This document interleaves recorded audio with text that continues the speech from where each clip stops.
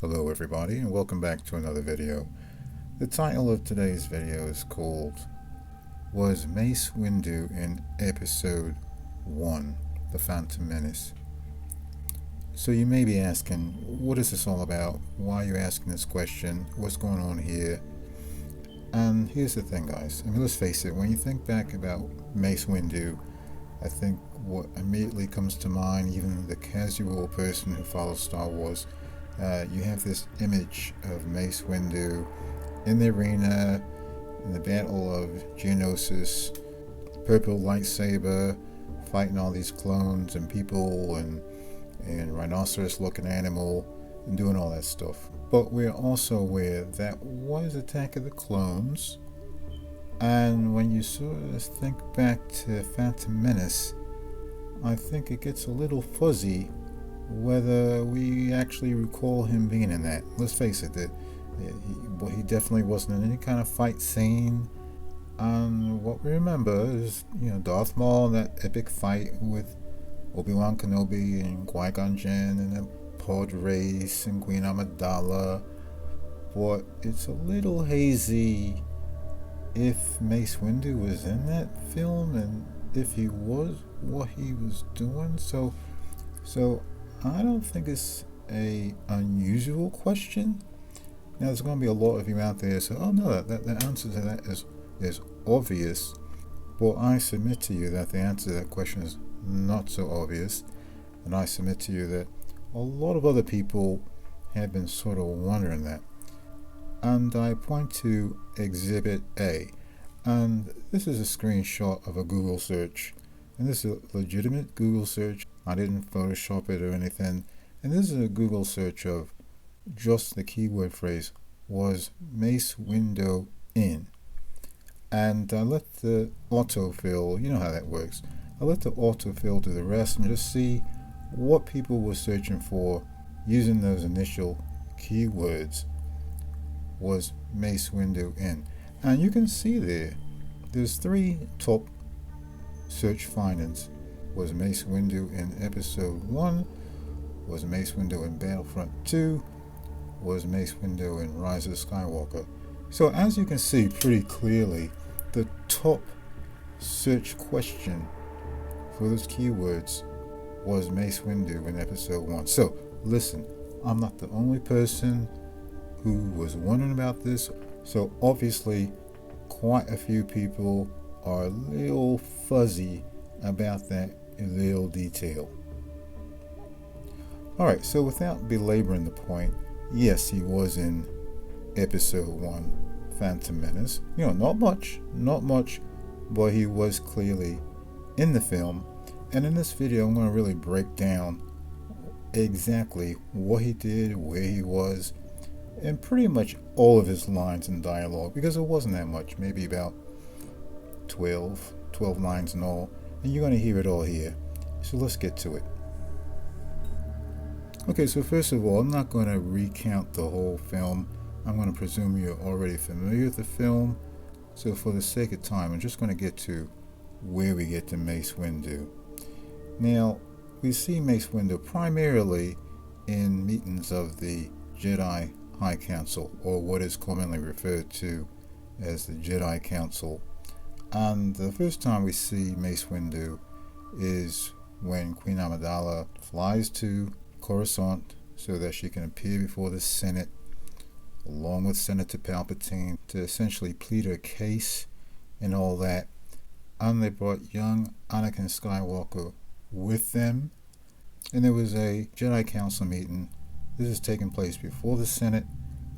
Qui-Gon Jinn, Obi-Wan Kenobi are meeting there, and basically Qui-Gon Jinn is relating the fact that he had encountered this warrior, as we later learn was Darth Maul, right before boarding. So this is really fresh on his mind, and he's relating this encounter to the council. Now, before I get into exactly how Mace Windu figures into all this, suffice it to say he was a member of the Jedi Council, okay? But I think it's important that I just briefly describe the hierarchy of the council, just to put this all in context. So basically, in the council, you had what they call a Grand Master of the Jedi, and the Grand Master is usually the oldest, most experienced, best trained of all the Jedi. The Grand Master is voted unanimously by the Jedi High Council. The Grand Master dictates the organization's general policies while providing direction and guidance to the entire Jedi Order. So, Yoda was a Jedi Grand Master. Later, Luke Skywalker was a Grand Master. But for the purposes of this meeting that they had there, Yoda was the Grand Master at the time. So, next in the hierarchy is what they call the Master of the High Council. And the Master of the High Council is also elected by the Jedi High Council. And this individual effectively acts as, I'll say, the chairman or chief operating officer. And its chief responsibilities include presiding over the High Council meetings of the assembled group, conducts Jedi businesses in an orderly fashion, managing the particulars of the day-to-day administration of the Jedi Order, act as a representative or spokesman to the Galactic Senate, and serving as the Grand Master's junior partner. And as I stated earlier, Yoda was the Grand Master at this time, and Mace Windu was serving as Master of the High Council. So he was essentially second in command, effectively. So in this film, they essentially had 3 meetings. I'll talk about them individually. And even though you could see there were about 8 to 10 council members at these meetings, there were really only 3 guys who was doing all the talking. And I mentioned Yoda, I mentioned Mace Windu, and there was a 3rd guy, Ki-Adi-Mundi. You've seen this guy before. He's a Force-sensitive Syrian male, and even though he wasn't the Grand Master or Master of the High Council, he was still a Jedi Master, and he was a full-fledged member of the Jedi Council. And again, he was really just one of 3 people who was speaking at these meetings over the course of the 3 meetings they had in this film. So now that I've set this up, let's get to this first meeting. As I said, Qui-Gon Jinn is presenting himself, and the very first thing he's explaining is that he had come on an attack while boarding the flight to come over to Coruscant, and he had aptly noted that this guy was trained in the Jedi arts, and he goes on to state, quote, "My only conclusion can be that it was a Sith Lord." And the first person to respond is Ki-Adi-Mundi, and he says, "Impossible. The Sith have been extinct for a millennium." And this is where Mace Windu chimes in, and this is his first lines of the film, and he says, quote, "I do not believe the Sith could have returned without us knowing.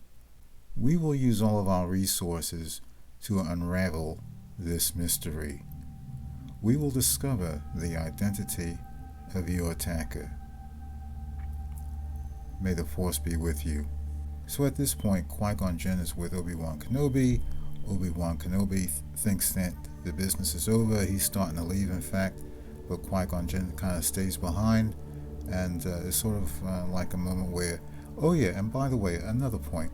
And he goes on to explain, quote, "I have encountered a divergence in the Force." And Mace Windu responds, "Located around a person?" "Yes, a boy. And his cells have the highest concentration of midichlorians I've seen in a life form." So Mace Windu responds, "You refer to the prophecy of the one that will bring balance to the Force. Do you believe it's this boy?" And long story short, Jinn does believe it's the boy. He believes he's the chosen one. And in the end, Jinn requests that the boy be tested. And Yoda then interjects, "You mean trained as a Jedi?" And Jinn responds, "Finding him was the will of the Force. I have no doubt about it." So frankly, the council was very reluctant to get involved, very reluctant to go down this path of entertaining this boy as a potential Jedi, but Qui-Gon Jinn is really pressing the point, and they kind of feel like their hand is forced.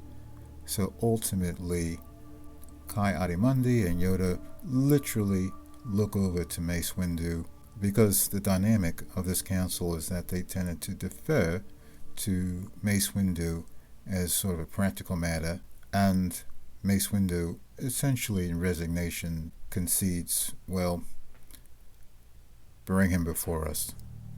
And that's the end of that meeting. So now they have this second meeting, and this is after Queen Amidala has appeared at the Senate, but they bring in this boy for testing.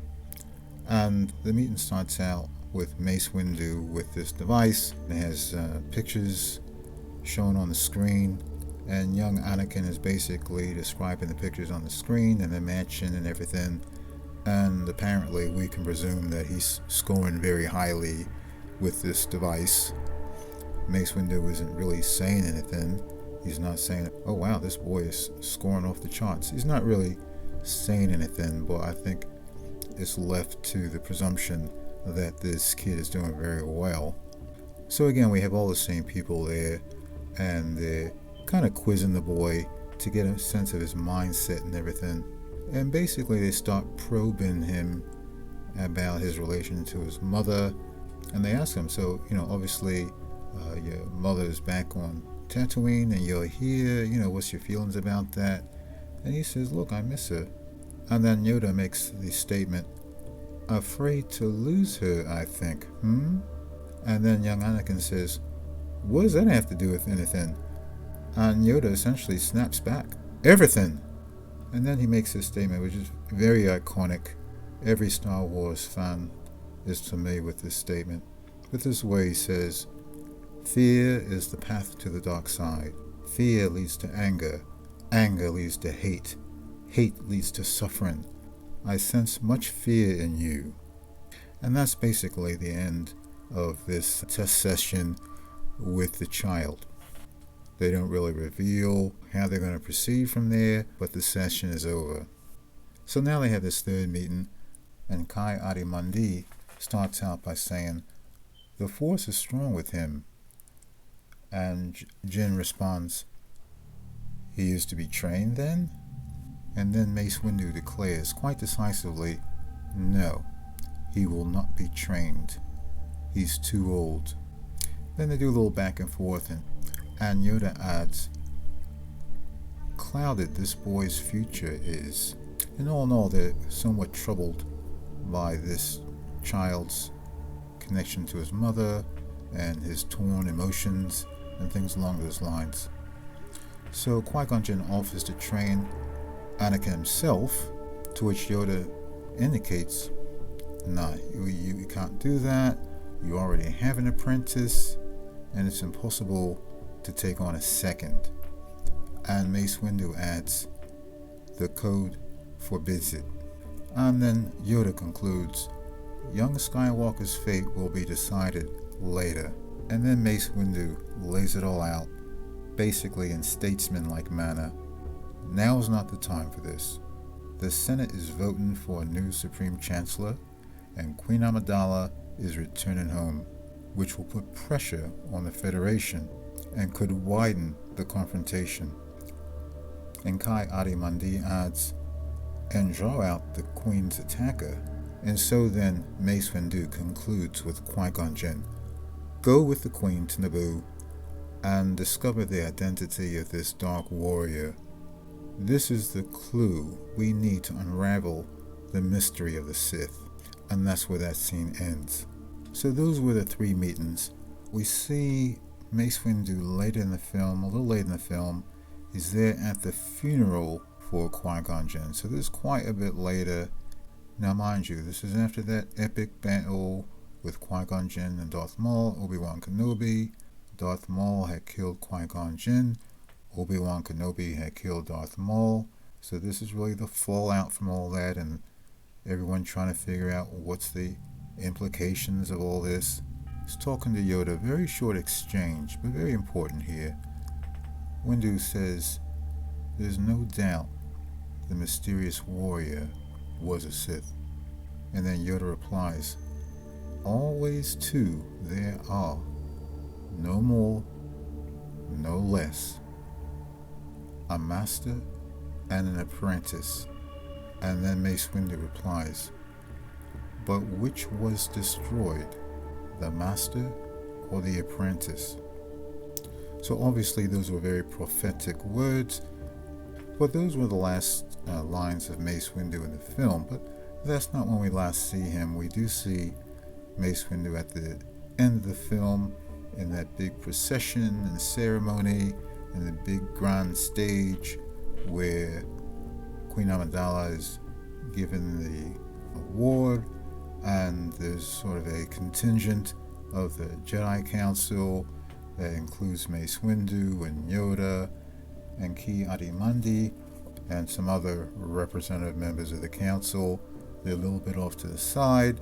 They don't have any dialogue, but they're obviously showing their support for the whole celebration. So in conclusion to the question, was Mace Windu in episode 1? Yes, he was. This is really our introduction to Mace Windu.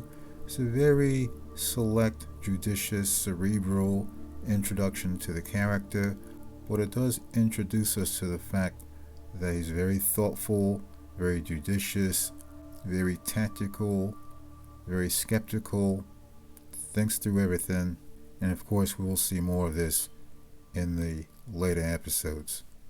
Alright guys, so I hope you enjoyed today's presentation. In all likelihood, this is the pilot volume for a series on Mace Windu, so if you feel like you're going to be interested in that, please subscribe and stay tuned for more Mace Windu content. So for now, I will see you soon. Bye bye.